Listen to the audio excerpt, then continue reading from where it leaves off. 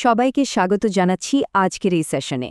Beximco pharmaceuticals limited বা সংক্ষেপে বিপিএলএ outsource labour manage করার যে বিশাল কর্মযোগ্য তার পেছনের আসল নিয়মগুলো কি? ঠিক ধরেছেন, আজ আমরা ভেন্ডার স্টাফ ম্যানেজমেন্ট এবং এর অত্যন্ত গুরুত্বপূর্ণ কিছু আইনি গাইডলাইন নিয়ে কথা বলবো।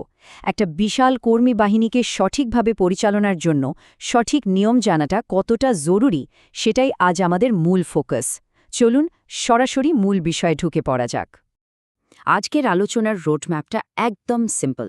আমরা শুরু করব আইনি কমপ্লায়েন্স দিয়ে, এরপর একে একে ভিএসএমএস সফটওয়্যার, ডিপার্টমেন্টের দৈনন্দিন কাজ, সুপারভাইজারদের ডেইলি চেকলিস্ট এবং সবশেষে মাসিক বিলিং সাইকেলে গিয়ে শেষ করব।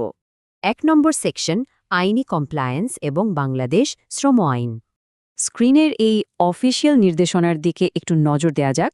বিপিএল এখানে একদম ক্লিয়ার করে দিয়েছে যে আউটসোর্সড লেবার সাপ্লাই কন্ট্রাক্টরদের এই আইনি কমপ্লায়েন্সগুলো মানতেই হবে।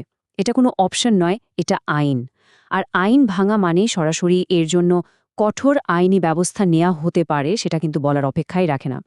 এবার আসি একটা খুব জরুরি সংখ্যায়, 50%। শ্রমবিধিমালা অনুযায়ী একজন কর্মীর যে মোট বেতন বা গ্রস স্যালারি তার অন্তত অর্ধেক বা 50% কিন্তু অবশ্যই বেসিক পে বা মূল বেতন হিসেবে বরাদ্দ থাকতে হবে। সহজ কথায় এটাই হলো কর্মীর আর্থিক নিরাপত্তার সবচেয়ে বড় ভিত্তি। এরপরের সংখ্যাটা হলো 5%। আইন বলছে প্রতি বছর কর্মীদের মূল বেতন ন্যূনতম ৫% বাড়াতেই হবে। এটা একেবারে বাধ্যতামূলক, যাতে করে সময়ের সাথে সাথে জীবনযাত্রার মান যেন কোনোভাবেই ব্যাহত না হয়। এবার আসুন 15%-এর হিসাবে। কন্ট্রাক্টরদের জন্য একটা কড়া আইনি শর্ত হল পুরনো কর্মীদের বেসিক স্যালারির 15% প্রতি বছর ওয়ার্কার্স সোশ্যাল সিকিউরিটি ফান্ডে জমা দিতেই হবে।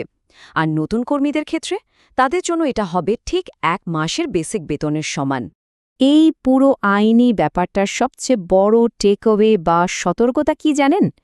যদি কোনো কন্ট্রাক্টর আইনি সুবিধা দিতে ব্যর্থ হয়, মূল কোম্পানি অর্থাৎ বিপিএল কিন্তু এর জন্য কোনোভাবেই দায়ী থাকবে না।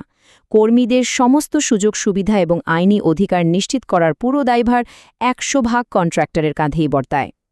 2 নম্বর সেকশন, ভিএসএমএস সফটওয়্যারের মাধ্যমে ম্যানেজমেন্ট। এতক্ষণ যে বিশাল আইনি হিসাব নিকাশের কথা বললাম, সেটা কি ম্যানুয়ালি করা সম্ভব? একেবারেই না। আর এখানেই আসে ভেন্ডার স্টাফ ম্যানেজমেন্ট সফটওয়্যার বা ভিএসএমএস এর ম্যাজিক।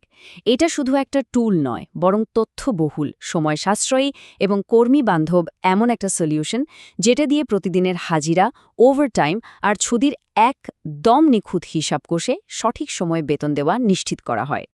3 নম্বর সেকশন, ডিপার্টমেন্টের দায়িত্ব এবং দৈনন্দিন নজরদারি। মাঠ পর্যায়ে প্রতিদিন আসলে কি ঘটে? ডিপার্টমেন্টের অন্যতম প্রধান কাজ হল ম্যানুয়াল হাজিরা খাতার সাথে সফটওয়্যারের ডেইলি অ্যাটেন্ডেন্স রিপোর্টটা মিলিয়ে দেখা। এই ক্রস চেকিংটা কিন্তু ভীষণ জরুরি। আর কোথাও কোনো অমিল পেলেই সাথে সাথে সুপারভাইজারকে রিপোর্ট করতে হয়। আচ্ছা, ছুটির ব্যাপারে একটা ইন্টারেস্টিং ব্যাপার বলি। জরুরি ছুটির নিয়মটা বেশ কড়া। সফটওয়্যারে কিন্তু হাফ ডে বা অর্ধ দিবস বলে কিচ্ছু নেই। কেউ যদি 1 ঘন্টার বেশি ডিউটি করেন, তবে তিনি ঠিক যতটুকু সময় কাজ করেছেন ততটুকুরই বেতন পাবেন। কিন্তু ডিউটি যদি 1 ঘন্টার কম হয়, তাহলে সেই পুরো দিনটাই অ্যাবসেন্ট হিসাবে গণ্য হবে। 4 নম্বর সেকশন, সুপারভাইজারের ডেইলি চেকলিস্ট এবং জবাবদিহিতা। সুপারভাইজারদের প্রতিদিনের কাজগুলো একটু দ্রুত বলে নিচ্ছি। অ্যাডভান্সড শিফট ক্যালেন্ডার মেনটেন করা, হাজিরার রিপোর্ট চেক করা, পাঞ্চ কারেকশন ফর্ম প্রসেস করা, 3টি আলাদা লগে ছুটির হিসাব আপডেট রাখা এবং নতুন কর্মীদের মেডিকেল ও ফিঙ্গারপ্রিন্ট ভেরিফাই করা। সবচাইতে বড় কথা হলো দিনের কাজ দিনেই শেষ করতে হবে। কাজ পেন্ডিং রাখা মানে সরাসরি কর্তব্যে অবহেলা। শৃঙ্খলা ভঙ্গের পরিণতিটা একটু খেয়াল করুন। কোনো ভ্যালিড কারণ ছাড়া পরপর 3 দিন পাঞ্চ মিস করলে প্রথমেই কিন্তু শাস্তি নয়, বরং ওয়ার্নিং আর কাউন্সেলিং করা হয়।